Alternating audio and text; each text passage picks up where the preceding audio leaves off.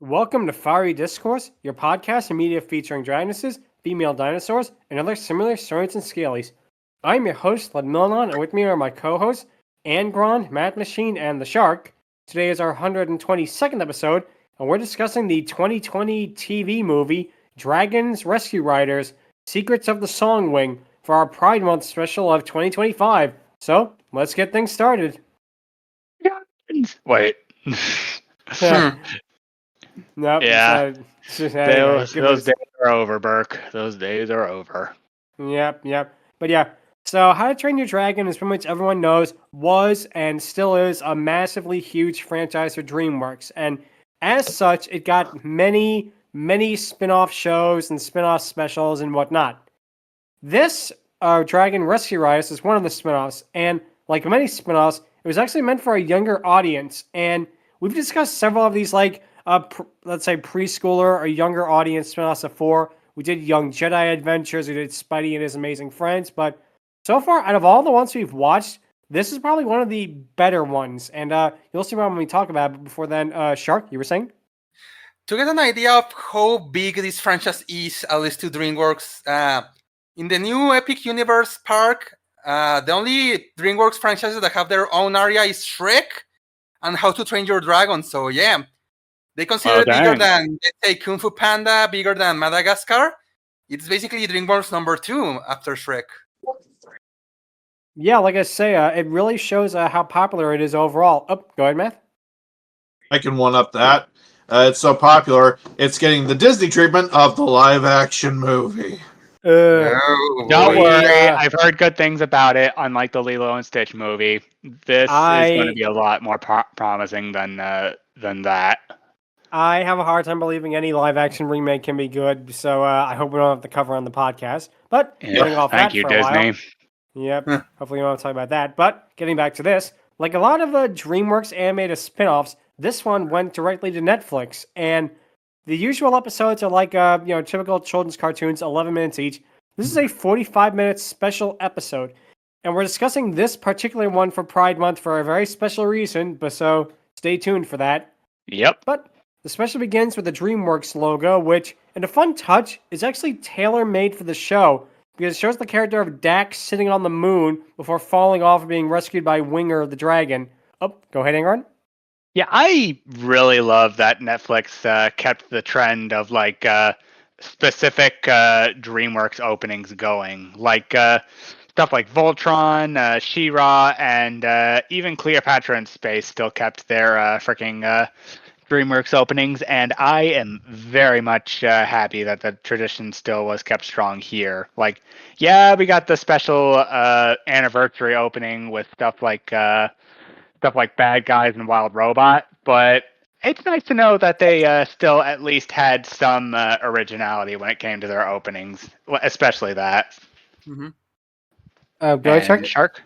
Yeah, because no, DreamWorks, they changed their intro for the theaters rather than having the boy on the moon. It's now like they travel among the many worlds of the franchise, and sure, it's cool seeing other characters, but I don't think we're gonna get something like the penguins assaulting the fisherman anytime soon. Yeah. Kind of a shame because those ones are really funny. But yeah, like I said, definitely is a really nice little intro in that. But the show itself begins with the theme song, which is our two human protagonists, Dax and Layla, ride off with their dragon team to rescue others. And the theme song itself is kind of generic, but I will say this, the animation style on this, maybe because it was actually DreamWorks themselves compared to like whoever animated the other preschooler shows. The Lego one, for example. Yeah, exactly, or like the Star Wars one. It actually looks really good, compared to a lot of them, and I'm really surprised at, how good it really looks in that. Definitely. So, as the title suggests, this special is also a musical, and we got a lot of musical numbers in here. We begin with the shot of the lighthouse that Dax and Layla live in, before Layla steps out and sings the first song, called Nothing Quite Like Home. The song basically is about all the things she appreciates in life and having all of her friends, as we see basically all the dragons playing around and getting insight into their personalities, and it's a pretty good way of introducing, I think, newcomers to the show in a way, because it pretty much introduces all of the dragons, basically, and their personality types. And that leads me to another thing. I think it's a requirement by law every single cartoon at one point or another has to have an episode where it's a musical. Every single one. I can think of extremely few that did not do a musical episode at least one point in their runtime. Oh, go ahead, Angron.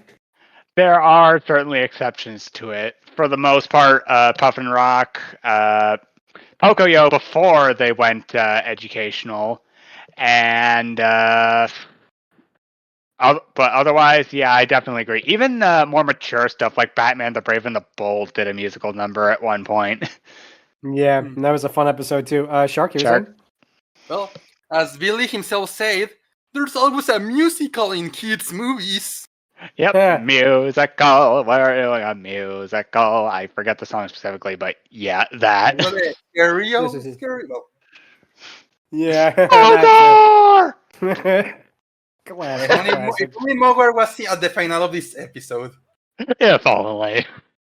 Would have been amazing. But yeah, basically, the second verse is about her singing about all the others in the village, including mentioned Elbone the fisherman, and how they'll have to rescue him, as well as pointing out Magnus, who is the main villain. The way she sings that, the most important thing is by having all my friends and Magnus around, that got a good laugh out of me. Like, this song, and this especially in particular, is a lot funnier than I expected at parts. Oh, go ahead, Angron. Yeah, honestly, given how Magnus tries to ultimately convince everyone that the dragons can and will ultimately be the downfall of the village, will not only come back to bite them a little later, but yeah, it's honestly kind of funny having a Doofenshmirtz / Pete-esque villain in the show. Yeah, definitely. So, like I say, what happens after this song basically is that the dragon Burple shows up and finishes the song lyric for her. Startling. Burple is amazing that she can sing as Dax and the others return. He tells the others about how well Layla can sing and tries to copy her, only for Burple to be a very bad singer. But Yep. at least he can take consolence in this fact. He's not as bad of a singer as Sheen from Jimmy Neutron. Yep. Yep. Your voice scares small children! No, it doesn't.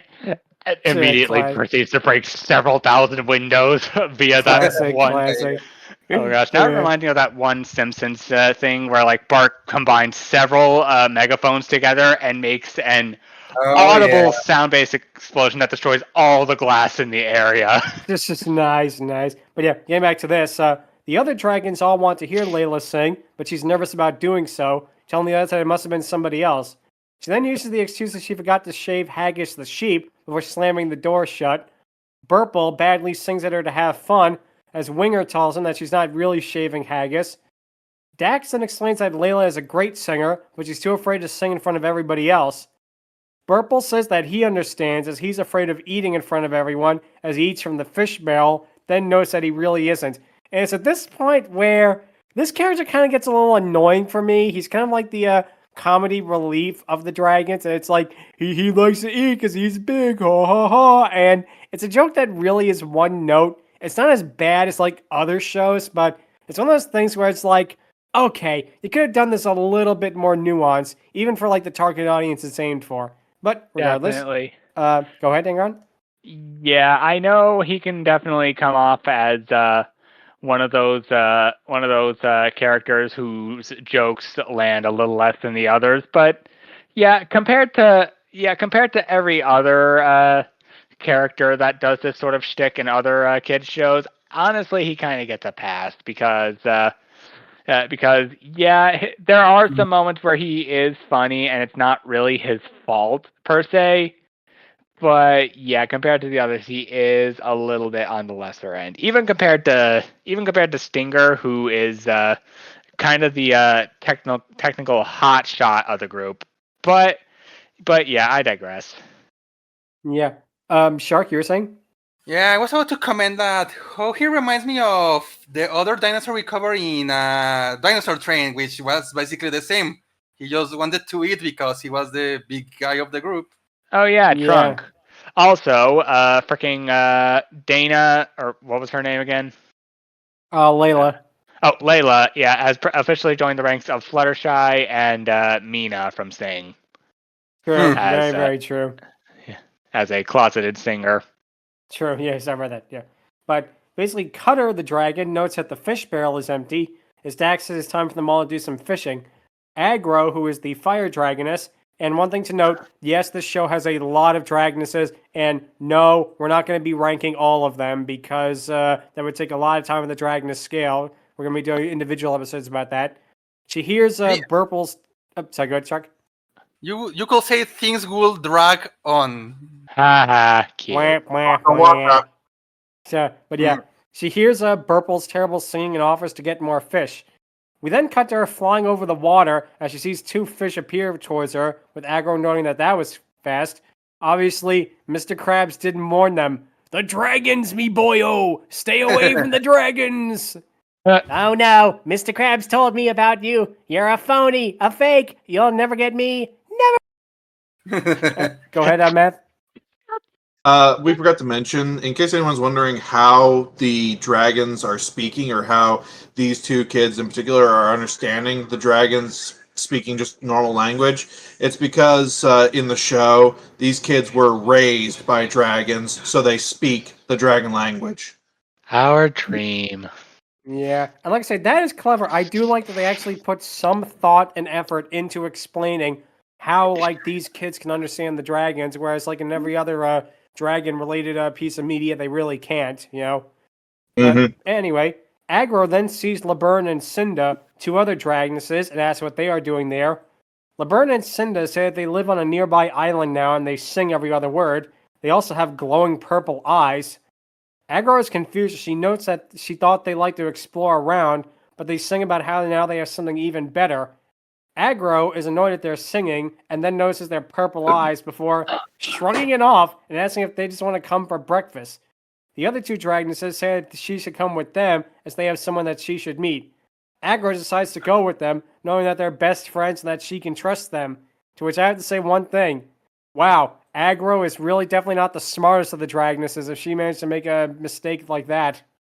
Yeah, go ahead, still Aaron. smarter than Rockspitter or freaking Cutter, but yeah, she is the more bullheaded of the female duo Yeah, trio, definitely. technically. Yeah, definitely. But we then cut back to Cutter, who is busy performing a trick with his eyes closed. Summer then notes that that's how he misses the target, as he ends up having hit the sheep, who faints. Cutter laughs, saying that is something that Agro would say.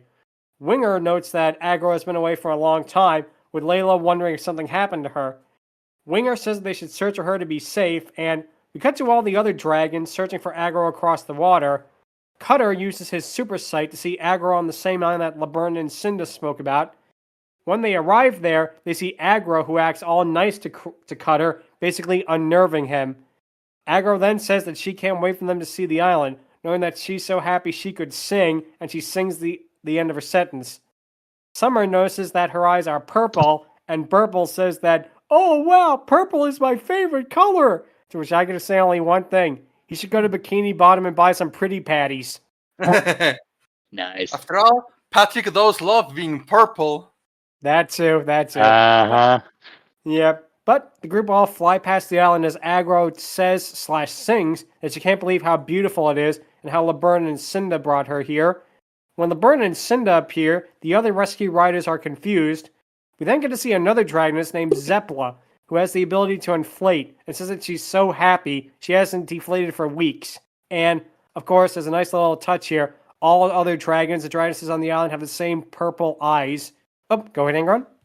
Yeah, honestly, Zepla is going to be an interesting one to talk about. And yeah, like you said, they all have purple eyes, but each of them also have a semi-unique way of singing / getting across how, quote-unquote, excited they are. They all have the purple eyes, but they all do very unique ways of singing and performing. And as we'll soon see, there is a trio of male dragons who do something that is quite familiar to all you music buffs out there. Yep, we certainly will. But basically, Zepla, aka Mammoth Mutt as a dragoness, basically, Winger notes that she was going to start her own rescue team on her own island, but Zepla asks why would she do that when she could be part of something better. Agro then notes that there are all sorts of dragons here as the Flyhoppers arrive. Burple asks if the lead flyhopper named Oscar is supposed to be leading his island. We then get a song from the Flyhoppers, this one about how melodious sound is the best, and it's done in kind of a pop style. And this song is done in so much auto-tune, I thought they got T-Pain to show up for like a little guest spot here, you know? Mm-hmm. Yeah, this one here definitely got to me. Like, yeah, I'm not too big on stuff like that, but when it does happen and it is presented in a good light here, I can honestly give it somewhat of a pass for the most part. Oh, go ahead, Matt.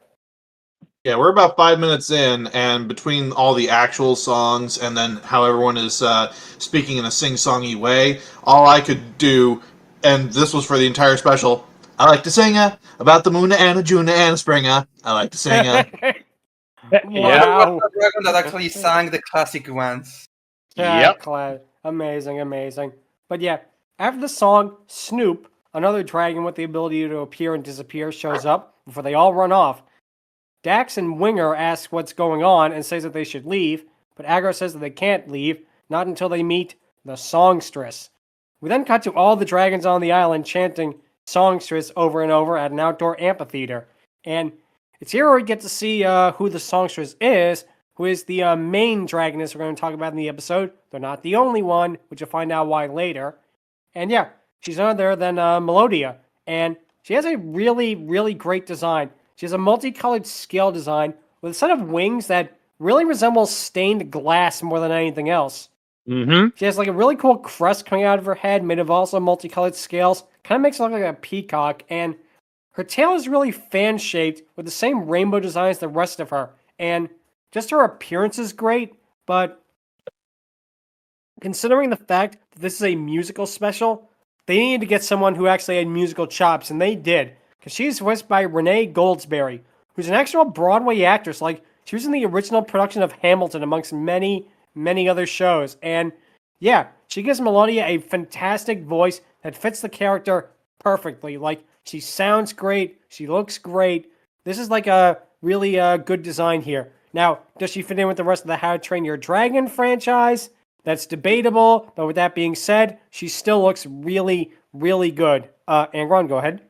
Yeah, personality-wise, like Babe, she honestly does believe everything she's saying. She wants people to be in harmony for the most part, but how she goes about it is a little quote-unquote extreme. Like her idea of wanting people to be in harmony and be together is basically singing and them doing the same in return. However, unlike the death song from the Dragons TV show, this is not done out of maliciousness or a need to quote unquote survive by feeding. This is done more as a means of like bringing people together and one other thing, as we'll see a little later. But for now, yeah, Melodia is pretty top tier for this series. I'll say that much, especially with the voice you just said. That was a surprise. Yeah, definitely. Matt?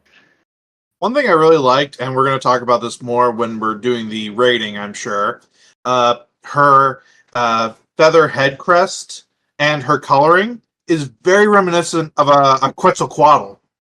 Mm-hmm. That too. I did not catch that until now. Wow, good pointing out. Yeah, wow, I did not notice that at all.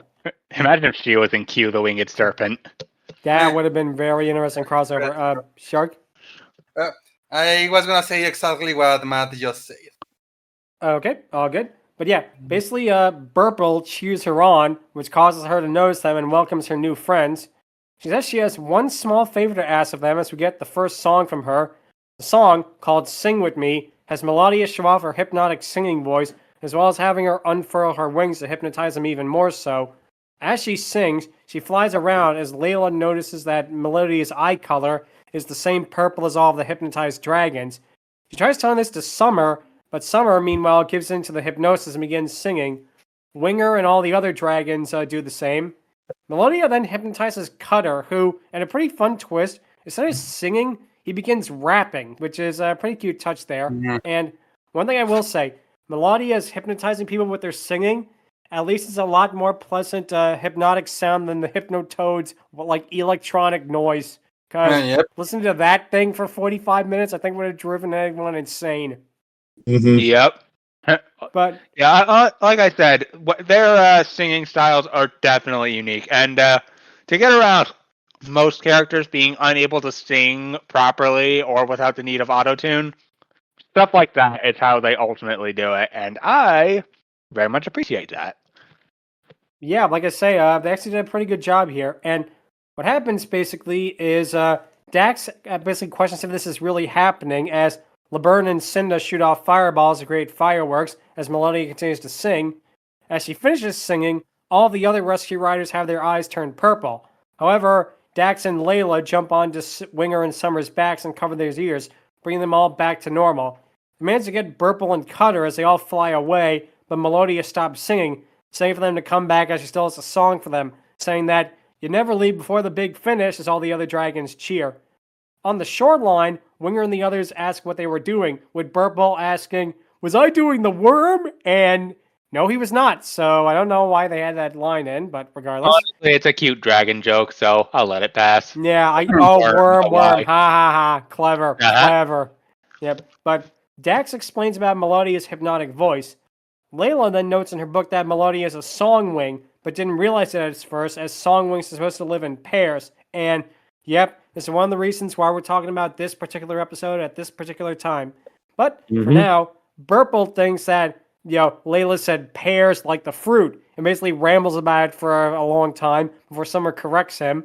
And, yeah, it's at this moment where, Burple started to get on my nerves a little bit. He's not that bad of a comedy relief, but it's at some point, it gets to be a little bit much, But A little bit. regardless, yep. Cutter says that Melodia is living with a backup band, as Layla continues that Songwings can use their voices to calm down whoever will attack them.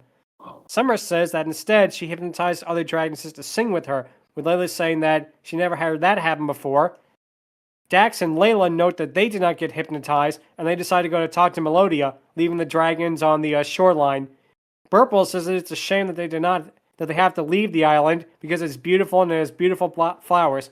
As he smells them, he then starts sneezing out rocks, which actually is something he can do in canon, so pretty interesting there. Yep. We then cut to Dax and Layla approaching Melodia, as he says that Angron had told her all about them, then asked them to sing with her.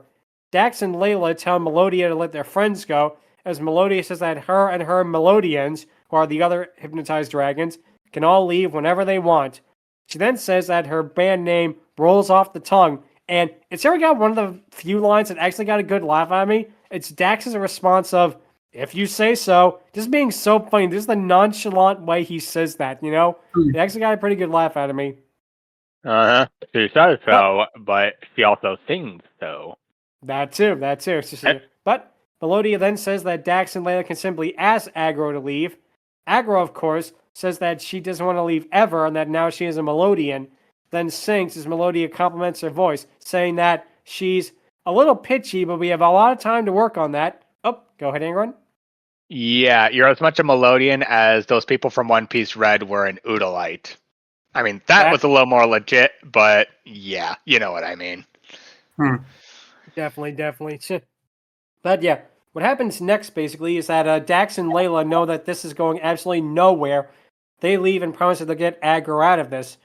Melodia tells them to come back with the other dragons, then asks Angron for more information on them. The other dragons are all shocked about what happened, with Cutter knowing that he needs Angron back because who will otherwise tell me to stop doing all the annoying stuff that I do? And that's a good line. That's a line that got a chuckle out of me. It's like, okay, you're getting better with the comedy here, show. But Yep. what happens next is Layla says that they can sneak past Melodia, they can somehow get back all the other dragons back to normal. Dax says in disbelief that they have to get past a dragoness with a hypnotic roar, then pull off the biggest rescue operation they've ever done. He then says that they're in, and what happens is Layla then begins making a plan as we cut to all the hypnotized dragons basically playing with each other. Cutter and Burple try to sneak towards her, but Burple sneezes, alerting them all. Melodia appears and begins singing to try to hypnotize them, but Cutter manages to poke Burple with his tail, causing Burple to snap out of it as they flee with Melodia still singing. Layla then comes up with another plan for Dax and Winger to rescue them at night. At night! But seriously. I was thinking about that. But I wasn't Dax, until you brought it up. But yeah, Dax basically rappels down a cliff, but he lands on the invisible Snoop's head, waking him up and causing him and all the other dragons to start singing. Melodia then sings at Winger, trying to hypnotize him, but Dax covers his ears as they fly off. Layla then comes up with a third plan, which is her and Summer try to sneak in through the river. While swimming, a pair of water dragons appear and begin singing, alerting Melodia to their plans. They leave the water, but Melodia is there again, singing as the water dragons create a fountain for Melodia to sing by. Summer is almost hypnotized, but Layla uses Moss's set of earplugs so they all fly off. Layla notes that they didn't get close that time, as Burple asks if they have a plan D. She says that they don't, but she notes that Summer did not get hypnotized because of the moss, but Dax notes that Summer only put earplugs in one ear, which means that she is hypnotized, as she basically flies off again. Oh, go ahead, Angron. Yep. Yeah, you only got halfway through that. I'm very much surprised that Summer was able to roll a Constitution save as well as she did before, you know. Yeah, definitely. Anyway, Shark. Yeah, the moment he said, at least she wasn't hypnotized, is the moment everybody said, you just had to open your mouth, didn't ya? Yep, exactly. Pick the hornet's nest. Matt? It's at this point, after hearing Melodia sing so much in the special already, all I can say is, thank you for hiring a Broadway actress. Yeah, I mean, Yeah. like I say, at least they hired someone who could sing and who actually does a really good job with it, because she's pretty much the thing this special either lives or dies on. And yeah, she's really, really good. But regardless, what happens though is that Cutter says that they can't get past her, especially if Burple keeps sneezing. It turns out that the guy keeps sneezing because of dragon pepper flowers that make dragons sneeze. Layla then gets another idea on how they can get all the dragons away as we cut to sunset. We see the flyhoppers sing as Melodia notes their great harmonizing, but again, auto-tune, so how great harmonizing can you do in auto-tune? Oh, go ahead, Angron. That's what Plan D stands for. Dragon pepper.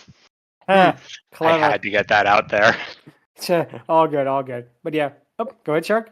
Yeah, good thing they never had to resort to Plan C. They did do Plan C. Well, Plan Z, because it's lemon-scented. Yeah. Oh.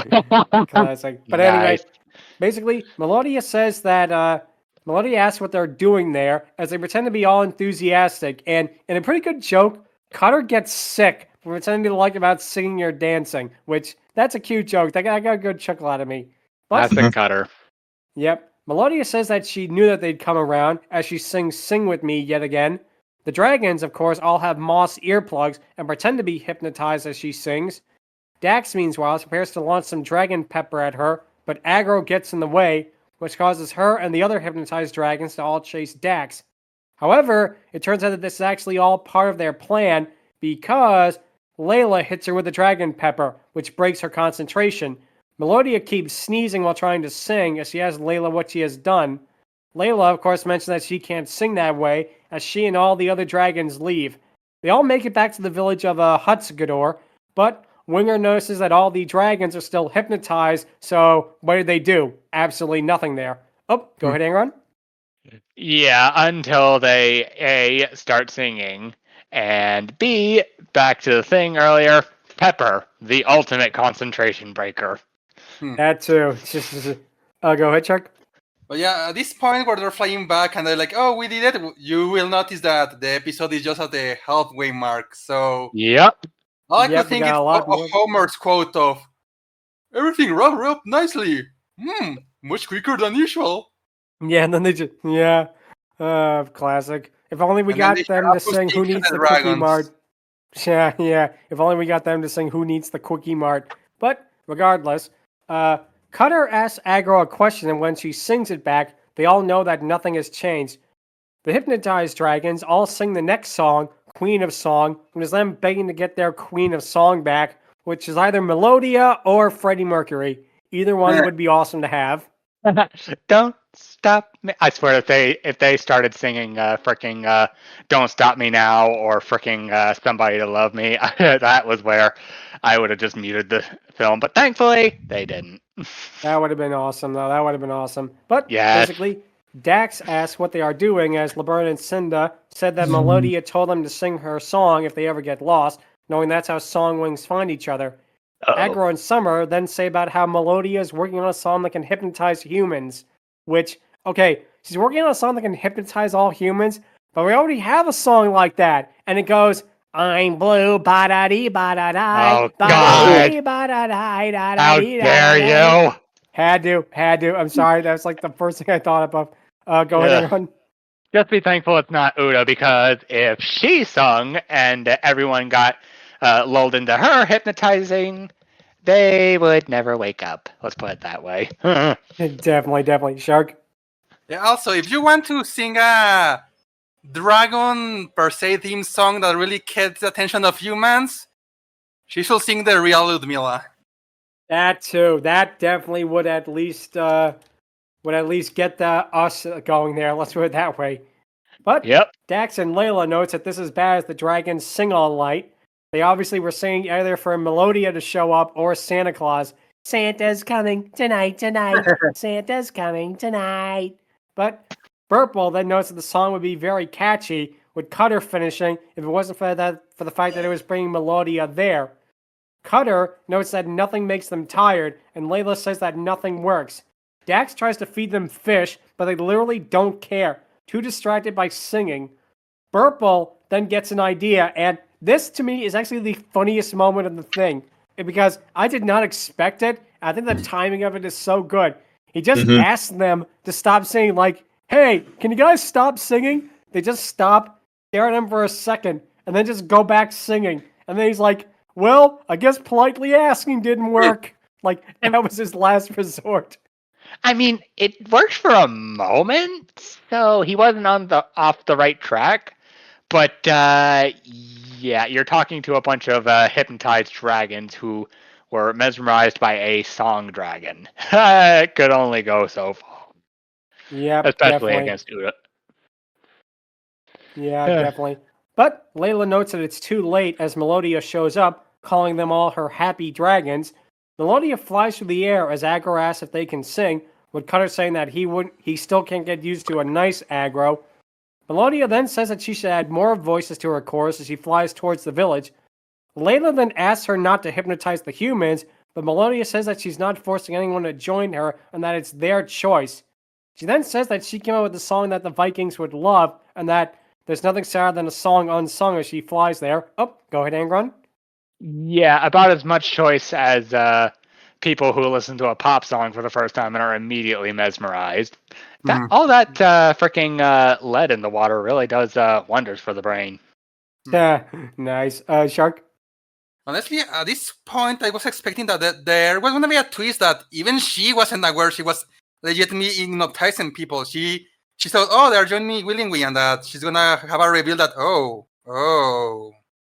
Yeah, but they don't do that. They go kind of a different direction at it. Yes, What happened? near the climax, yeah, something happens there. I'll get to it when we get to that. Yep, that'll be in a little bit. But for now, Dax and Layla fly to the village and then tell them don't listen to the dragons singing and to cover their ears, with Burple pointing out to cover their sheep's ears too. And for whatever reason, despite the fact that these two kids have saved their village probably hundreds of thousands of times over by this point in the series, they don't listen. They're like, oh, you say that we should not listen to whatever this dragon with a hypnotizing roar has? Nah, we're going to listen to it anyway. I mean, technically, they have some reason to be not afraid, because when she does sing at first, she doesn't do a very good job of hypnotizing them. Then she shifts her pitch, and things go to shit for it. Yeah, exactly. Meth? Wouldn't be a preschool show without the adults being the absolute dumbest things in the show. Yep, definitely that too. But Again, they don't exactly have too much cause for alarm until she starts singing in their pitch. Yeah, that's a good gag. I will admit that's a good gag, and it was a little bit good piece of subversion because she starts singing, and the humans just don't understand her. They're like, "What is this?" And they all continue to go about their day. Cutter, but basically ruins everything because he says that, "Oh, humans can't understand dragons. Your scheme failed." But it's like, "Oh no, I just started in the wrong key," which is like, way to go, Cutter. You probably could have solved at least this part of the problem. But regardless, go ahead. Yeah, honestly, when she's like, "Oh, I just wasn't in the right key," kind of made me think of that one scene from Family Guy where Peter's like, "God, I hit the wrong button." That's the same vibe I got from that. I could see why. It's just, but yeah, she begins the next song called "Now Is the Time." The song lyrics basically consist of her asking the Vikings and the dragons all to sing together, and in a really good gag, the humans still can't understand Melodia.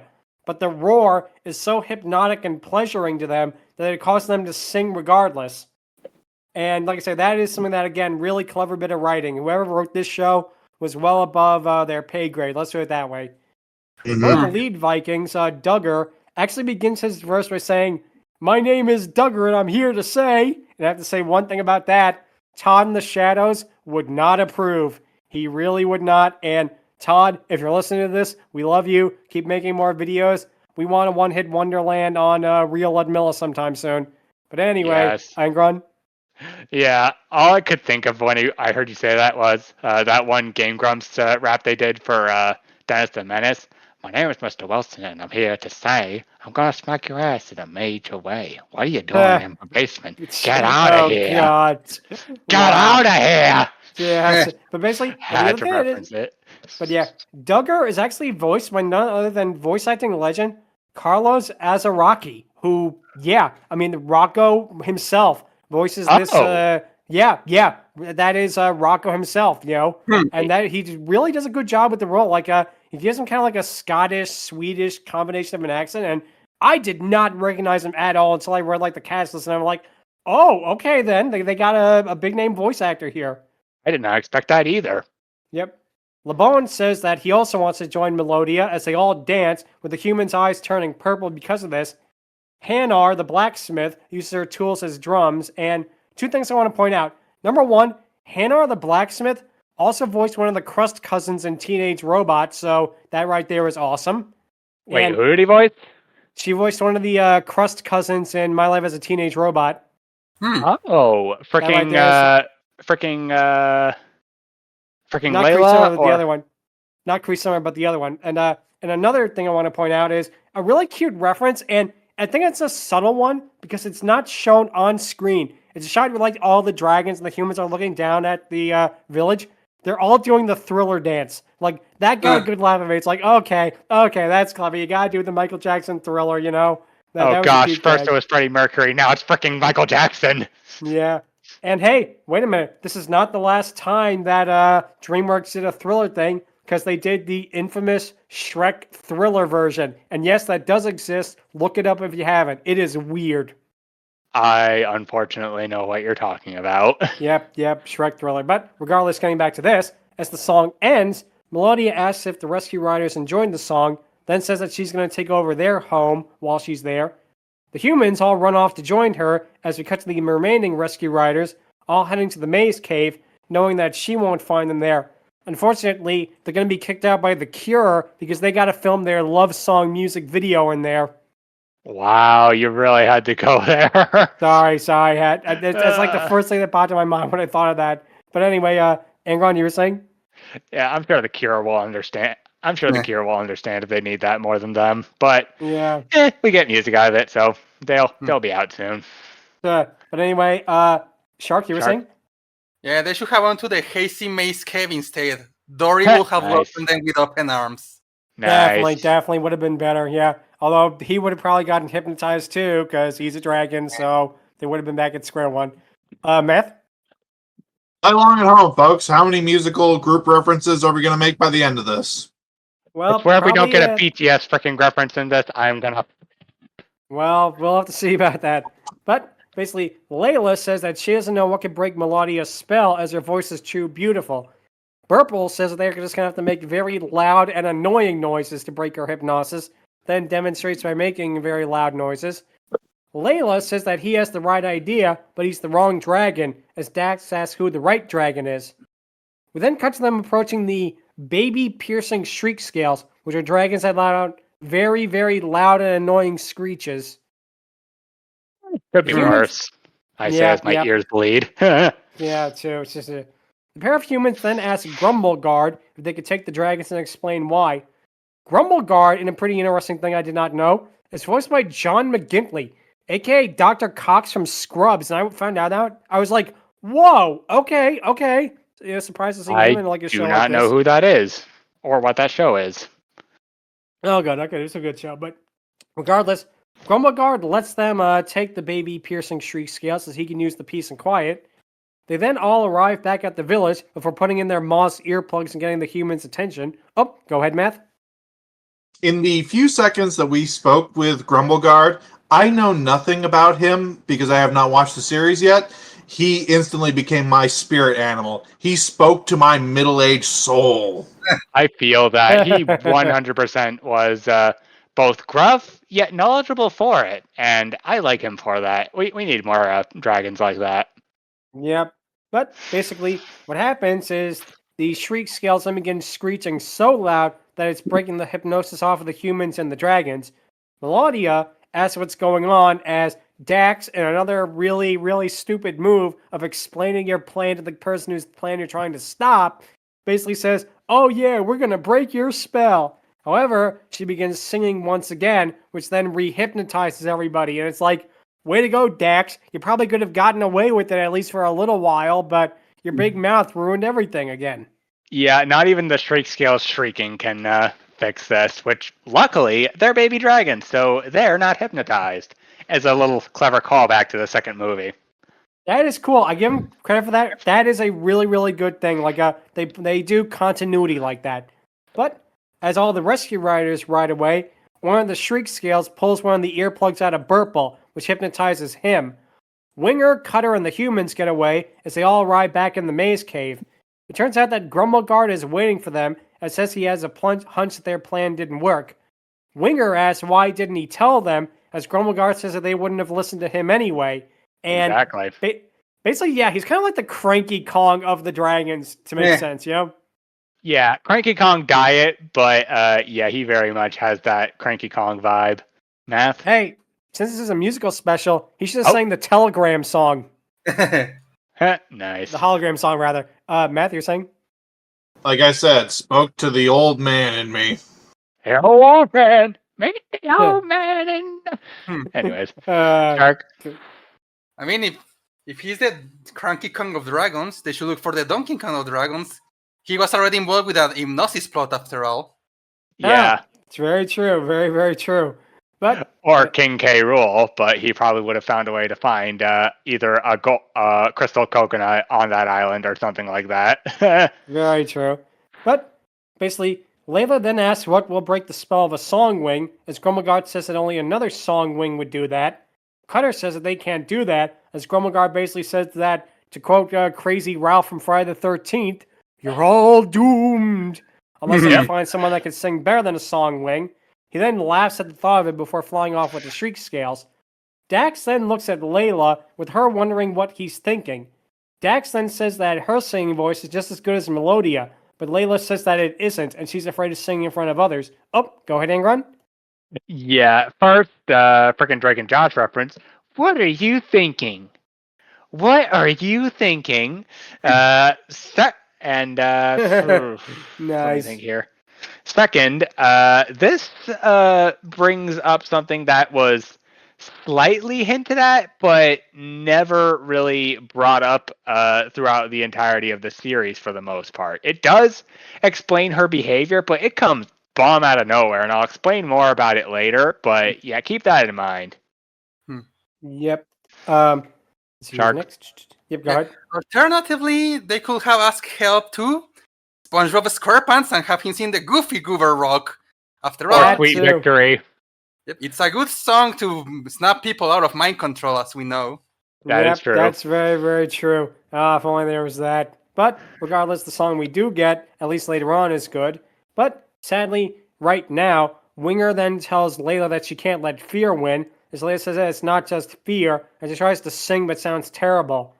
We then get the next song from Dax, Cutter, and Winger called We Believe in You, and this song is probably either my least favorite or my second least favorite, my least favorite coming up in a little bit, but it's trying to be like unpolished and quote-unquote bad, but it's not even funny bad, it's just generic, and I don't know, I get what they were going for with them trying to give her confidence in that by showing how they can't sing either, but I don't know, it just doesn't work for me. Math? I mean this in the most respectful way I can to the voice actors. This song is why I am so glad they hired a Broadway actress for the main antagonist of this special. Yep. Definitely, Yeah, definitely. quote unquote antagonist. Yeah, Bubble gets that in a little bit. Math, Angron, rather, you were saying? Yeah, honestly, this right here is the worst of the singing, and even then it's not even an official song. As for the other song that's coming up, I give that a little more leeway, but we'll get to why later. Yep. But basically, at the end of it, Layla tries to sing another note but is off key, then says that she can't do it. Dax says that if there wasn't a way that she could outsing Melodia when she was alone, as Layla doesn't get it. We then cut to all of them approaching Magnus, who is the main villain of the show. Winger asks if he's crazy, as Dax says that they have no choice. They approach Magnus and ask him for help, as we get the next song, a song called I Told You So. And this, for me, was the equivalent of that one song from Spellbound that was about how much John Lithgow liked eating bugs. For me, it's like one of those songs that, it might not be the worst technical song, but for me it's the worst in that it's unnecessary. You really do not need it, aside from the fact that, oh, we wanted a villain song where the villain sings about wackiness, and oh, isn't it funny how, oh, he was right in that? I will say this, there is one funny bit with Layla wondering if he was hypnotized, but then he says, no, I just want to rub it in this way to make it even crueler. At one point, they rhyme the word meanie with the word genius. And Todd in the Shadows, if you're listening to this, press the not a rhyme button right now, because we need it more than ever. But let's see, Angron, you were saying? I give this leeway because for all the times he tried pushing his whole anti-dragon, dragon gonna take over the village thing on everyone, this is one of the few times where he's actually justified. Like, say what you will about the Spellbound song, I still agree that I still think that song was also warranted because it's him coming out of his shell and ultimately thinking that things are as bad as they are when they're really not, and that was one of them. Second, yeah, that one line aside, this is honestly a pretty funny song and fitting given the situation and the fact that he honestly felt like rubbing it in that way. Like this right here, it could sound worse, and it honestly doesn't. And I don't know what else to say really. I really like this song, and it's not bad per se. It's certainly not the best compared to Melodia's singing, but it could be a whole lot worse. It could be a whole lot worse. Yeah, I definitely can see that. Matt, you were saying? Oh yeah, I can understand why you view this as that one song from Spellbound, because it does seem superfluous and completely pointless. I think that it did sort of justify itself, especially with that, oh, this is just the best way to rub it in line, which was the funniest joke to me in this entire special. And the way that this character is portrayed in this, I don't know if this is the way it is throughout the rest of the series. He had sort of a Robbie Rotten or the postman from that All of the Other Reindeer special, where he's just a grump and a curmudgeon trying to do his own thing and is annoyed with everyone else being so happy and joyful and all that kind of jazz. Exactly. Like, he's doing his own thing, and when they come to him for his own thing, he's like, told you so. And it's honestly pretty great. I full-heartedly agree with Math on this one. If they were going for like a Robbie Rotten reference, like with him, like that kind of character, then I take back what I said, because that is awesome. If that's like the type of character they were going for, then yeah, then I'm all for it. Then I kind of get where they were going for. But for me, still, it seemed a little unnecessary, but Shark, you were saying? All that's missing is the clown, the skeleton clown. Hey, where's the clown? Yeah, or the groaner. Yeah. Yeah, definitely. But basically, after the song, the Dax points out that if Magnus really is a genius, he can make a device that can amplify voices from very far away. Magnus boasts that he did that already, and here we get to probably this is my favorite joke of the thing. No, I know Math said his favorite joke was rubbing it in. This is my favorite joke that he has a device like that already, and he just uses it to startle a random villager all the time. And he's like, "Hey, you, look over there!" And the guy's like collecting like firewood, and he leaps up in the air and looks around, and that is such a petty level of jerkery. I love that. I love that. Like he's that kind of a villain. I was like Green Goblin in a way, you know? Yeah, or like the Spider-Man thing. Reverse Flash. Yeah, or That that too. one guy from Luca who's like, Guido, slap Chicho. With more contempt. I love it.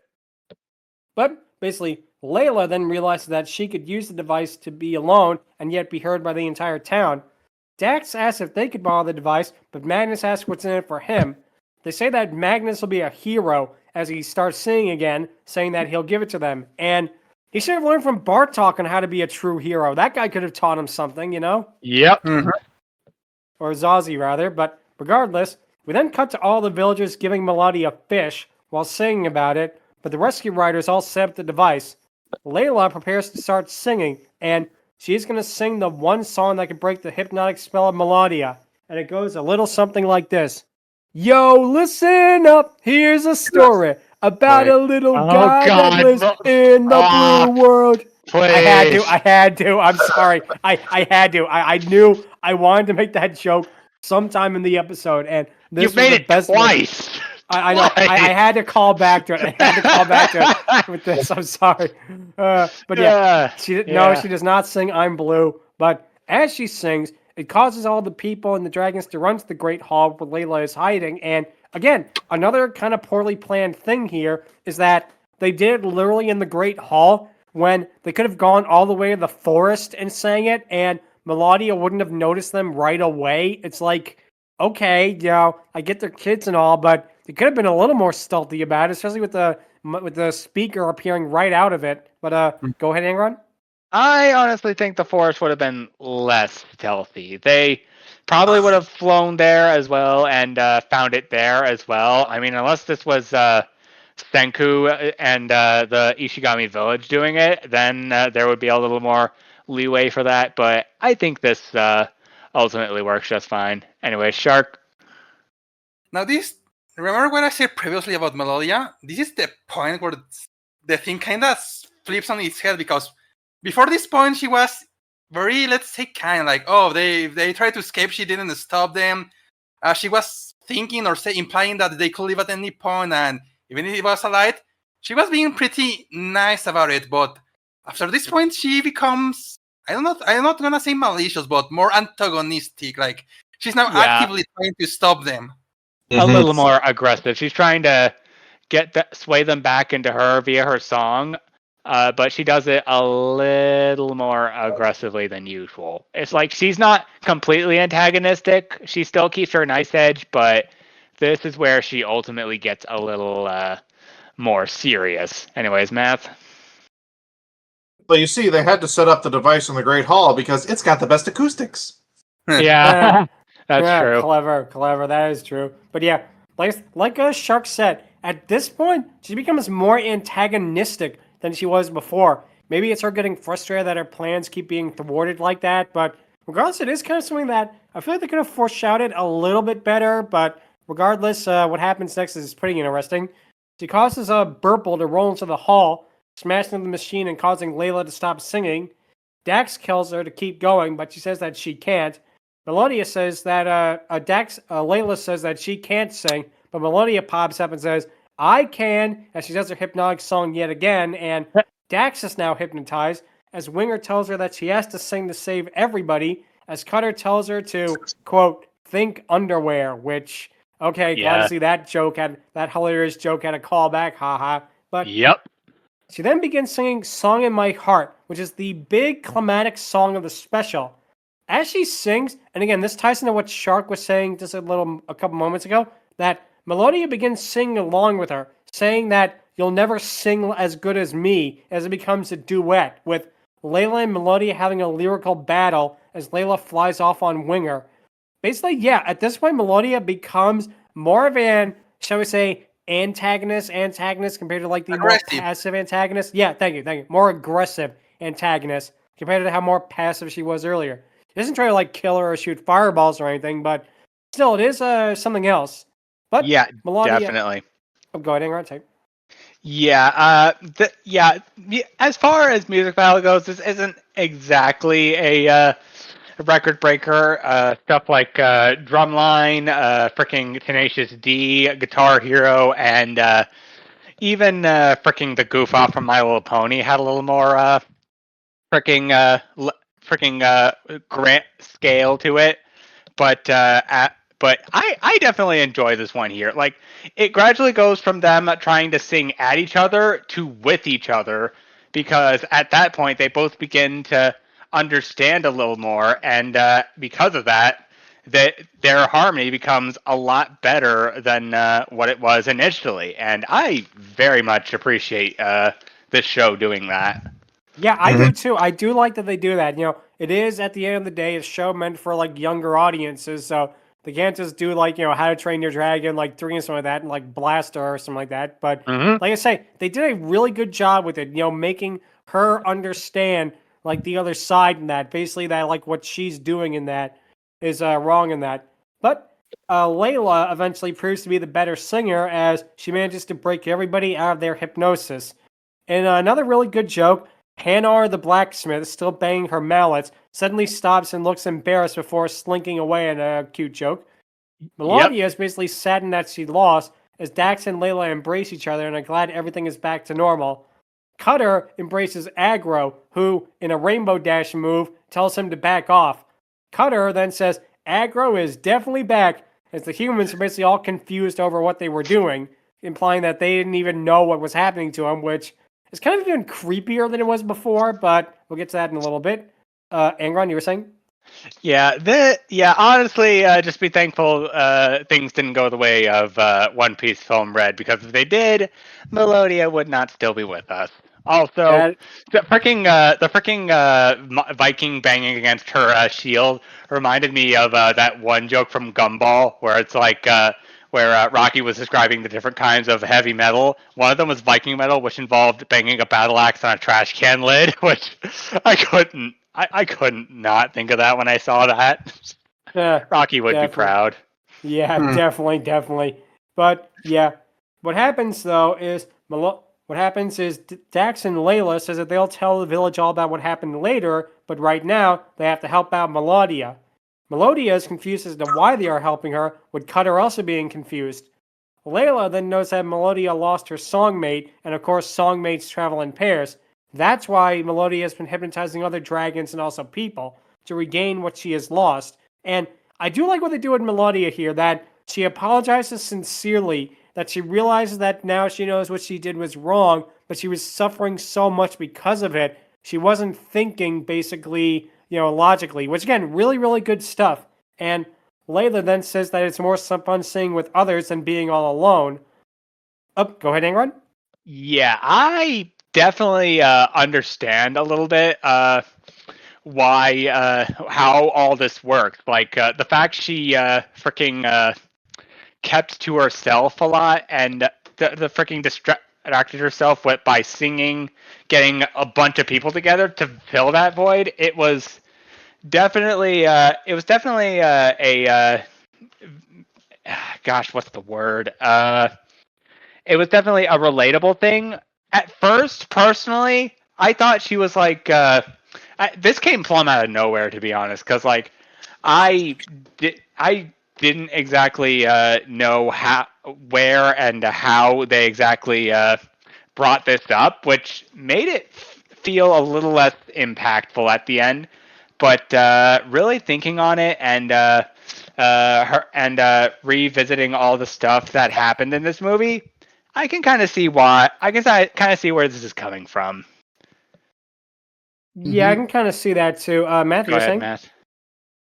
Yeah, on the one hand, I'm kind of disappointed that she wasn't a villain, because I really like those kind of villains. But on the other hand, I do like that they do make her very relatable in the loneliness and her not understanding that what she was doing was bad until it's shown to her that what she was doing was bad. Yep. Definitely, definitely. But what happens is basically Melodia then says that, she's tried everything, but it's no use. Layla then says that she needs to sing louder. We then cut to all of them at a hilltop during sunset as Melodia approaches the amplification device. She asks Layla if this will work, as Layla tells her to sing into the device. Melodia begins singing the final song of the special called Wherever You Are. Now, two things to note. Number one, this is not the song Wherever You Will Go by The Calling, even though that song would have been really, really better. And number two, the song's lyrics are basically just the song Love Song by The Cure, which of course we previously just mentioned. Wherever I will stay, I will always love you. Basically like that. But yeah, what happens though is basically the other rescue riders all begin singing with them, and it's finally here where we get to the reason why we are talking about this, because someone else returns the final lyric. But before we reveal who it is, Angron, go right ahead. Yeah, honestly, it's kind of funny because, if she had sung, if she had sung "Where the Wind Blows," that would have added another freaking One Piece film Red reference to the already growing references. But yeah, here we are with her actual songmate, which go ahead, Lud. Yep, her songmate Kantana is female. That is why we are doing this as a Pride Month special, because I don't know if I should be more surprised over, number one, it took us over 120 episodes for us to get to a pair of Dragoness lesbians. It took us that long. Or number two, that it's actually from this show of all things. And like I say, one thing I will say, and we'll talk more about it in the rankings, I like how they don't draw attention to it. None of the kids, the other dragon says, "Oh, hey, her songmate is another girl. That's weird." No, they just let it be its own natural thing. And that's a really nice message for kids. It's a thing where they can understand how this works. Oh, go ahead, Matt. So since we are talking about a pair of lesbian dragons, I would like to bring forth my own patent-pending terminology for whenever we talk about lesbian lovers in this series from now on. Lesbians. Nice. Yeah. Angron? Yeah, honestly, the fact we talked about a freaking transvestite / gay dragon about 50 or so episodes ago kind of rounds out to this. So that makes sense. Also, yeah, I very much do like that they don't actively draw attention to this. It's a great surprise, and it's a very fitting and peaceful reveal. But yeah, I like how they make this a regular thing, especially in this day and age. More stuff should be like that, to be perfectly honest. Definitely. But like I say, that's something that we'll talk about more during the Dragoness Scale. But one thing I also like, and a really fun touch, Kantana has the exact opposite color scheme of Melodia, showing that they really, truly connect with each other. That is clever, because Melodia's main color scheme is green, Kantana's orange color scheme is orange, and that really, really is clever. Now, Kantana is voiced by Rachel Louise Miller, who also voiced LeBurn, and go ahead, Matt. Oh, the exact opposite coloring goes even further than that, because Melodia is green head, orange body. Kantana is orange head, green body.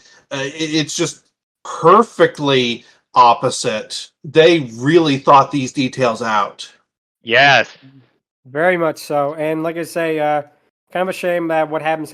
We'll get to that in a minute. But what happens with this, though, with this lovely ending, is Melodia flies towards Kantana as the pair embrace each other, creating a heart shape with their bodies, which really kind of hammers home what kind of relationship we're getting here, before they fly away together and sing. The special ends immediately after with Burple saying that, "I always love these big finishes," which kind of a random note to go out on, but still a pretty good one. And yeah, Dragon Rescue Riders lasted for 6 seasons and seems to have been reasonably popular. One thing to note, and that's why I said a kind of a sad thing early on, we do not get to see Melodia or Quintana ever again. Now, granted, I don't know if this is because they didn't want to pay like Renee Goldsberry her like a fee or whatever, but I kind of feel it's a missed opportunity. You introduce these two great characters and then like one-off appearance. Kind of a shame, you know. Yeah, At least like Friendship is Magic could get Weird Al Yankovic to come back to be like a regular. It's like, what is this show's excuse? yeah, like good lordy, these two are amazing, and more stuff like this should definitely be explored. Like it being natural, but also, but not exactly just like off to the side, you know? Yep. And like I say, we'll get to more of it in the Dragoness scale as well with the ranking. But there's one part of Quintana that's kind of a shame, but not really with the character or anything like that. But we'll get to that in a bit. But yeah, overall, I like this show. Like this show, like comparing this to like say Star Wars Young Jedi Adventures is like comparing basically 2001: A Space Odyssey to like Battlefield Earth. It's like one of those things where this is like not just better. This is years, like light years better than something like a Young Jedi Adventures was that was made to capitalize on a hit property for like younger audiences. Whereas this feels like it was made with care and love to it. Like that is the main difference. Like Spidey and His Amazing Friends probably somewhere in the middle to me, but this show is really, really well done. And spoiler alert, we're going to be talking about this show quite often on the podcast because there are a lot of Dragonesses to bring up. So that'll be a lot of fun. Definitely. Like Yep, there's I a mean- lot to talk about here. Like I watched this show a lot with my little brother back in the day when I was still living in Texas, and I definitely was intrigued by this. Like sure, there were other preschool shows like Puff and Rock. Technically, Pocoyo wasn't really my thing, but there were a few episodes I liked. But this right here definitely hooked me more than it honestly should. Like Rescue Bots especially did the same thing, but this, yeah, I'm looking forward to talking about this a little more. Anyways, Math. Yeah, this series is really good just in general. You can tell that DreamWorks put a lot of effort into making, okay, we're going to have a preschool show. We're going to set it in our Dragons universe. We're going to actually make the dragons relatively how they are in the universe. Everything's going to fit. It's going to be more kidified, sure, but we're going to make sure that things make sense to how we have created this universe. And while I wouldn't use this particular special as the introduction to the series because a lot of it is who are you people, it's just a really good series from a first glance, and I would recommend this kind of thing because it seems to actually give a shit and is trying to be a good show first and foremost rather than, oh hey, here's some keys to jangle in front of your kids. Definitely. Like, say what you will about DreamWorks. When they strike gold, they strike gold. Not pyrite, not anything, not pretty much graphite. Actual gold. Like, for every Boss Baby, there is bound to be something like Trolls, which actual effort was put into for the most part. There's Dragons, there's Kung Fu Panda, there's Wild Robot, bad guys. Like, this show, alongside many others, is a prime example of how DreamWorks can hit gold when they actually put effort in. And more times than not, they actually put in effort. Unlike Disney, unlike technically WB for the most part, DreamWorks, out of every company, has put in effort. And I very much appreciate that, especially since they're working with people like Illumination and Universal, of all people, who also put in effort. But come on, it's DreamWorks over here. They're the masters of satire and parody, as well as hard-hitting truths. How can we not give DreamWorks all their dues? You know? Yeah, definitely. Like I say, this show is, like I said, it probably is, aside from like the Transformers one, which is also really good, this is probably on the same level of that. Like, whereas as a fan of like the property, you can actually watch it and get something of it. It's not for you. It's not for like an adult target audience and that, but it still really has great moments to it. But like I say, that also ties into our question of the week, which is, what are some of the most unusual, shall we say, younger demographic spin-offs of media pieces you have seen? And boy, I have a doozy for you guys, because you guys probably remember the famous Heidi anime, right? From the 1970s? Uh-huh. No, not The one really. it was done by Ghibli before they were Ghibli, and really, really good, classic. Aired in Europe for like decades, still plays on TV sometimes, and it's one of those shows that's like a cultural touchstone. They Heidi did Girl a of the Alps. yeah, that one, yeah. They did a quasi CGI reboot of it in the 2010s, just so that they didn't have to pay them royalties. But Oh boy. that is not the spinoff I am talking about. Oh no, no, no! The spinoff I am talking about is something that is so bizarre. When I saw it on TV, I thought it was a parody. I thought it was like a spoof thing. I was like, "Is this for real?" It's literally called Baby Heidi. And what it is, I kid you not, Coco Melon tier, like nursery rhymes and children's songs and stuff like that. But here's the thing, it feels so much like an Elsa Gate thing. But the freakiest thing of all, it is legitimate. This is legitimately licensed and is a legitimate product of it. It's just so weird, for this to be an official product, and for like the Heidi anime plays on like a Pluto TV here, which is like a kind of subscription TV thing and that. And man, it is just bizarre. It is so weird. Like they play actual episodes of the Heidi anime, both the original 70s version and the 2010s version. And then they play this slop, and it's like this is like content farm level stuff, and for like an actual physical company to make this and sign off on this and animate this. It is so weird. Like this is definitely for me the single weirdest spinoff, and the fact that number one, it does not need to exist because Heidi is already perfectly suitable for a very young audience. And number two is it's like, who the hell is this even appealing to? Because kids nowadays have like YouTube with stuff that can easily suck them in, and even more so than this. So it's like, it's one of those things, it doesn't need to exist, and there's no reason for it to exist even for its target audience. But that is really, usually when I say stuff like this, I have like, oh, I had another choice in that. I could talk about this, I could talk about that. But no, for my money, it is the absolute weird as hell thing that is Baby Heidi, which, man, that is just bizarre. Yeah, you thought America was bad with their freaking YouTube content farming. I think Japan is. I think Japan just is about to be a close second in that regard. Yikes.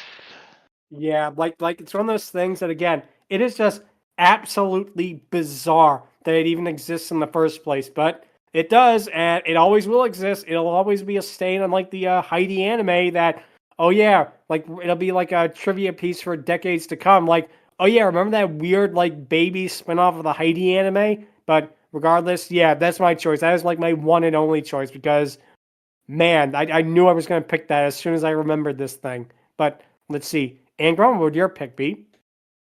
That's a tough one because, like, I would go to something like the Disney Emoji Show, which, yeah, I really don't want to talk about it.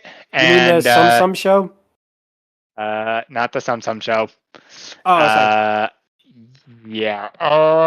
I could also wax poetic about Young Jedi Adventures, but it's less weird and more just That being said, oh gosh, there are quite a lot of preschool shows or kids shows that I could ultimately talk about, but I don't really know, to be perfectly honest, because I haven't really watched all that much kids shows. I try to actively not tackle them, to be perfectly honest. That being said, however, but because it's the only option I really got, I'm definitely gonna go with Young Jedi Adventures because, to be perfectly honest, it's one of those shows that, it looks weird. Like, say what you will about Spidey and his amazing friends, as well as other shows of that caliber. I really don't see the need for this thing to really exist all that much outside of like the podcast episode that we just talked about. But yeah, it definitely kind of downgrades Star Wars a little bit, and like I have joked about the opening with the freaking Jedi running out. It's it's so weird, and to be perfectly honest, like compared to literally every other show that I have seen of this relative caliber, like even compared to Baby Looney Tunes, I will say that much, and the Tom and Jerry Kids show, this right here is honestly the most bizarre to me. It does make sense for the most part, but it doesn't make as much sense as something like Spidey and His Amazing Friends and Dragon's Rescue Riders, or Bluey even. So, yeah, I am definitely going to have to say this one. Yeah. Like I say, I definitely can see why, because we watch Young Jedi Adventures, and it's not the absolute worst thing that we've watched in the podcast. I mean, it's no Future Wars or anything, but Yeah. it is one of those things that definitely is, shall we say, not good. And I feel actually bad, because I feel like Selak, the Dragoness we talked about, she was so good. She was too good for the show. Like, she needed to be in a legitimate Star Wars thing, like Clone Wars or something, you know? Like, I Yeah. personally could have seen her in something more like that than this show. But, you know, that is a great choice right there, because we are probably not going to be talking about Young Jedi Adventures anytime soon, because, well, there's, you know, nothing else to talk about with it. So, pretty For much, the most part, yeah. yeah, no other Dragonesses, and we talked about her in her episode. So, you know, that is a really, really good choice right there. Matthew, would your pick be? So I could kind of jokingly cheat because the question is younger spinoff. I could say Batman Beyond, but I think that's against the spirit of the question, so I'm going to go with a legitimate answer. I love this show. A pup named Scooby-Doo. I like that That's a good choice. show. That's a good choice. Wow. I that completely forgot show. about it till now. Wow.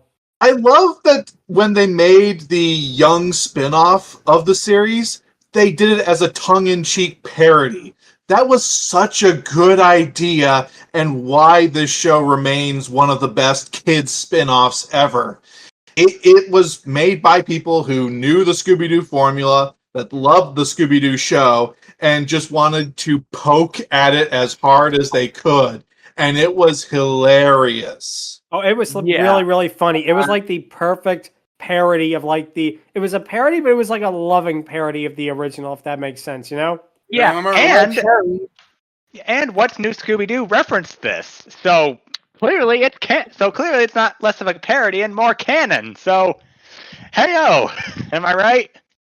Right? And like Chuck, you were Shark was saying, because of the show, young Math learned the term red herring. Yeah. Nice. Yep. So it's an educational show, too. Yeah. Yeah. Nice. Yeah, that's a great one right there. But yeah, wow, I was not expecting like that kind of an ending, that kind of an answer rather. But that is a great, great one right now. Wow, really, really well done right there. But let's see, Shark, what would your answer be? Okay, this one is really gonna be bizarre even for the question, because this is more or less a younger spin-off of a show that the main show was about the babies. Okay. Oh. Yeah, I'm talking about a Rugrats spin-off, and no, I'm not talking about All Grown Up. I'm talking about something called Rugrats Preschool Days. Oh, Haven't heard no. about it? I've Rugrats never heard of it. Preschool Days. Okay. That's I have okay. never heard of Yeah. that. Wow, Rugrats got a spinoff? You got Aside a from All Grown Up. spin-off? Yeah. And if you haven't heard of it, don't worry. There were only 4 episodes and they were never released. You can only see it for a time in iTunes, and they even removed it from iTunes. So yeah, this is basically lost media. Dang. That might be a first.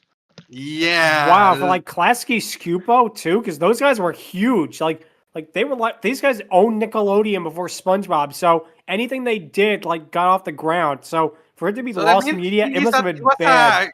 it was focusing on the quote unquote show focused on Angelica going to preschool, and let's just say the art style doesn't look the best, and yeah, the reason why I will consider this a younger or even babyfied version of the main show is because even if the main show like Rugrats was about babies, it has some intense moment with some very nightmareful and even some mature themes, like learning that Tommy was a premature child, everything with Chucky. Like I mentioned, it had a lot of nightmare-inducing imagery, like the monster under the bed and all of that. This show, the little bits it had, it was just Angelica in school, and that's pretty much it. Oh, the picture, the episode where she can get dirty. Oh, the one with remember Harold from All Grown Up? He was in this show as well, and he has to learn how to share toys and all that. And Oh, Wow.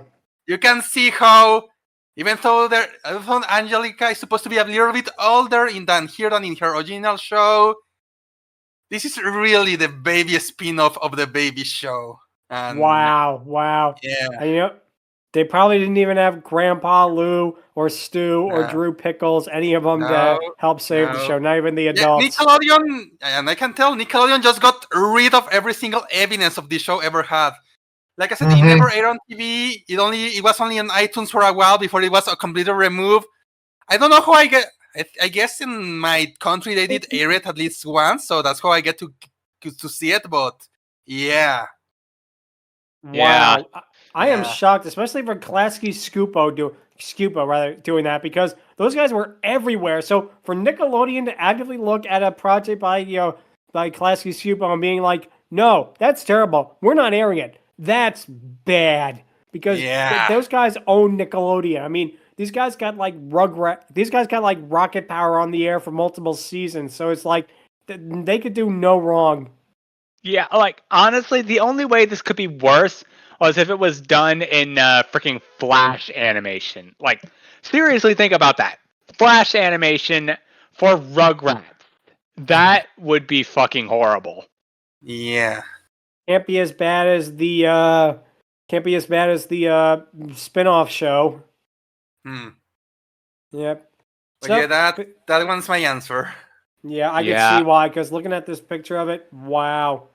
Yeah, and as a brief mention, I want to draw attention to Echo Jr., or at least the educational game that was based off the Echo the Dolphin series, because, like, I remembered that, and it's one of those things where it's like Echo, or at least his descendant as a kid, with other the animals doing educational stuff, like solving math, finding his friends, and learning all that stuff from Big Blue. But to be perfectly honest, that's less weird because it makes sense. Because, like, it could just be Echo as a kid, or like his descendant as a kid learning from Big Blue the whale.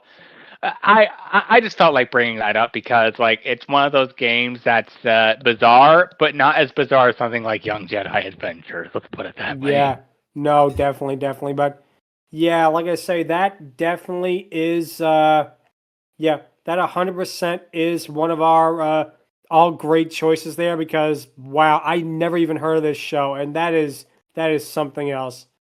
But now it is time for the patent pending Dragoness Scale, where we are ranking not just one but two Dragonesses here, because they are a couple, and to break up this lovely, beautiful couple would be something that we are not doing, especially on this day. So yeah, Melodia and Katana are going to be ranked, and we're also going to rank them as a couple as well as individually, so it should be interesting. Now, Melodia, she is getting I'm sorry, not sorry to say, but I'm going to say this right now, she gets a 10 from me. There's really no thing I could improve with her for what she is, for what she represents, for all of that. The character arc she goes through, the singing is immaculate, which of course they got a great voice actress, and design is great. And again, it fits in the universe while still being its own thing, and I give them a lot of credit for that. A lot of credit. So Melodia gets a perfect score, but easy to see why. Katana, okay, the problem with Katana she really only appears in the last 30, maybe 45 seconds of a 45-minute show. So to rank her like this is something that really is kind of difficult. But with that being said, her design alone is so good. The fact that she is such a good coupling with Melodia. I'm giving her an 8, which really is shocked even me that I would give her that high of a score for someone that appears so shortly, you know? But regardless, that's what she gets. Now, as a couple, man, I really want to give him a 10. I really, really, really do. But if Quintana was in the show a little bit more, 10 without a doubt. But I can't go any higher than 9 out of 10 for them as a couple. So with that being said, they are beautiful together. The way that it's done is great with not being, with basically it being obvious, but not outright stated, let's say. Exactly. And yeah, that's what I'm saying, is that it is such a sweet, sweet moment. And again, more kid shows should do stuff like this. Like, make it like that, but don't make it obvious. Like, again, there's ways you can do that without, drawing attention to it. Like, another example of that is the Rugrats reboot, where they made Betty DeVille, they made her a lesbian instead of having her married to Howard. And that could have been good, but number one, the Rugrats reboot was horrible. And number two is that it didn't feel natural. And this feels natural, if that makes sense. But I'm a cis person. I'm not trying to intrude on other people's things, but this feels more natural than something like, for example, other shows, how other shows would do it. But with that being said, like I say, 9 out of 10 for both of them, and it's like 9.9999 out of 10, because if Quintana was in it just a tiny bit more, perfect score for them as a couple. But with that being said, it is literally the absolute closest I could give them without it being, a complete thing. Angron, what would your choices be for both them individually and as a couple? Yeah, Melodia is absolutely getting a 10 out of 10 as well. Not just because it's Pride Day, but because she draws the line of being a flawed individual and a well-intentioned extremist. Like, she surrounds herself with people to mask her loneliness, and I very much enjoyed that. I very much liked that aspect. Also, her character is bubbly for the most part. She's soft-spoken. She means what she said, and despite a few, one or two little sour notes here or there, I still think she deserves a 10 out of 10 in my book. Her mate, however, I kind of have to agree. Though I'm giving her a little bit of a generosity bonus because she not only compliments her, but her voice is different from Melodia, which works very well, and they are just so cute together, which I am 100% going to give her a 9 out of 10 for. The couple overall, however, to best explain that is to understand how I used to be before realizing les couples were a thing. Back in the day, when I saw something like Adventure Time or OKKO do this, I'll be honest, I had a weird thing where I got a little bit annoyed and frustrated because, like, as far as my dumbass was concerned, they came plumb out of nowhere. Like, I could not understand just what the heck, where the heck this came from. Yeah, looking back through the show and whatnot, there were signs, there were tells, but you couldn't exactly explain that to a dumbass high schooler / middle schooler at the time. But in the here and now, something like this, a subtle, a sort of a silent dagger that strikes you when you least expect it, but doesn't feel as impactful. Oh, good lordy! It is one of those things that okay, I'm not gonna lie, it is impactful, but in a way that makes it feel regular and not in your face, and I very much appreciate that. So, for the couple overall, I am definitely going to give them a 10 out of 10. it's the shrinking violet aspect of it that really tickles my fancy, and I very much want to see more of this going forward. Yeah, no, I definitely could see what you're saying here because wow, like I say, they really, really are just such the great characters together. You know, it really, really fits well for them. Yeah, But and to think this came from a show that I used to watch with my little brother when he was still 3. Like this, like DreamWorks has really come a long way. definitely, definitely, like I say, and you know, here's hoping that even though the show ended, like I say, that it still remains popular in a way. So let's see, Matt, would your vote ranking be? So for both of them, the designs are fantastic. I mentioned the Yeah. Quetzalcoatl thing with the head fins. It's also with the tail part and just how bright and colorful they are. Like you mentioned earlier, with the stained glass wings, the animation quality for them. For a show like this, in the first place, is phenomenal, but just in general is amazing. So from a visual standpoint, they are fantastic. So that's not even being brought into question here. Melodia, I love how they presented the character. She is presented as the antagonist or villain of the special, but in reality, she's just doing this to help with her loneliness because she misses her partner, and she doesn't really see what she's doing as bad. She's just trying to fill a void and emptiness, which is so relatable. It's really weird how a preschool show is able to speak this well to just society at large, and I give them a lot of props for that. So because of how well they did the character and just how gorgeous all of the characters are in this, she is a 10. Easy. No questions 10. asked on that regard. Wow.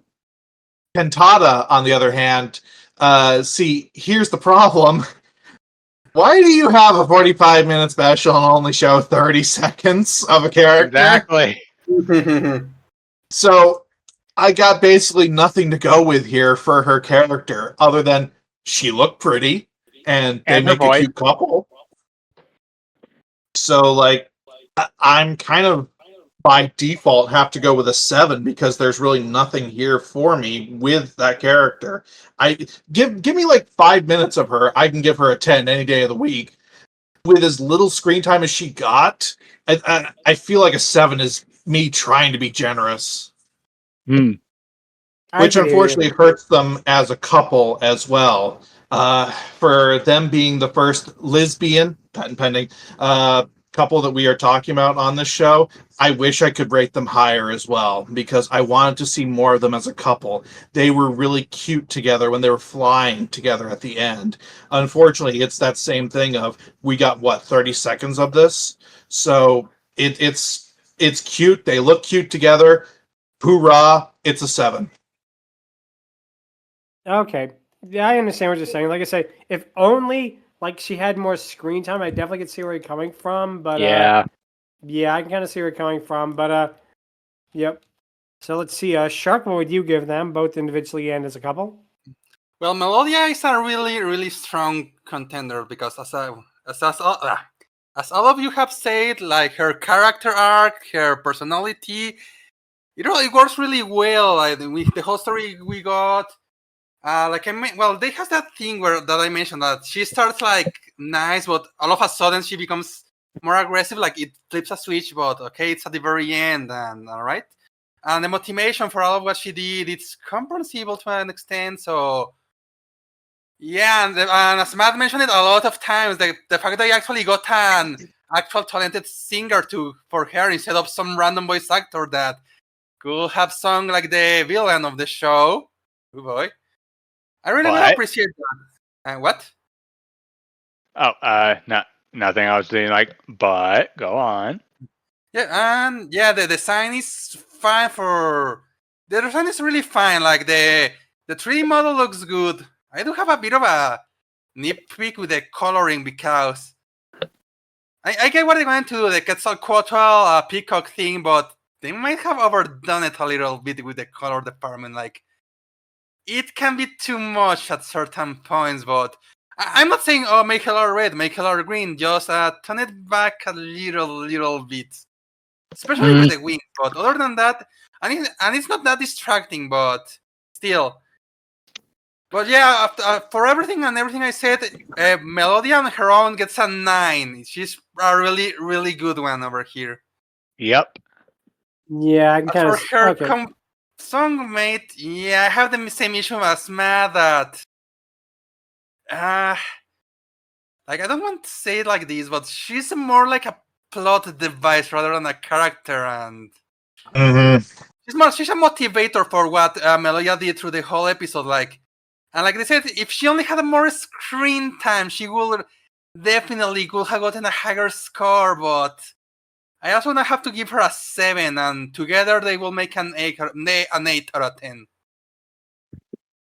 Okay. I can see that, but like I say, that means Melodia was almost the Dragoness almost who got a 10 out of 10. So close. Yeah. But it's all good. I Everyone's understand. so close. So close. Oh well, Just, it's all good. It's all good. But like I say, but like I say, definitely was really interesting to talk about. Like I say, a lot of fun, and this is definitely not the last time we're going to talk about this show. So maybe one of the other Dragonesses will get a perfect score. We will have to wait and see. But that'll be it for this week. If you have any questions, or if you want to suggest if Melodia should have appeared in any of the other How to Train Your Dragon spin-offs, which she should have, feel free to email us at fiorydiscourse@outlook.com. Visit us on Twitter at twitter.com/fiorydiscourse. Visit us on Blue Sky at Blue Sky Fiery Discourse. Be sure to subscribe to the Fiery Discourse YouTube channel, subscribe to the playlist, like and hit the bell icon, leave a comment. Any and all comments are appreciated. Also, one of our co-hosts, Lucky Evie, is looking to go to a group home in the UK. That will also be in the description. Any and all help for that will be appreciated. Next week, we're going to be talking about something a little bit different, because we're going to be talking about the 2003 Nintendo Game Boy Advance game, Mario and Luigi Superstar Saga, in honor of the Switch 2. That is going to be so much fun, and that might be a long episode, folks, but hopefully not, longer than 2. Folks. Yep, got a lot to talk about with that. But till then, thank you all so much for watching, and until then, see you next week, and take care. next week on the Fire Discourse. Yep, Hello. perfect. I might steal that to open up the thing. But for now, thank you guys so much, and see you next week. Yep. Peace out. Bye-bye. See you.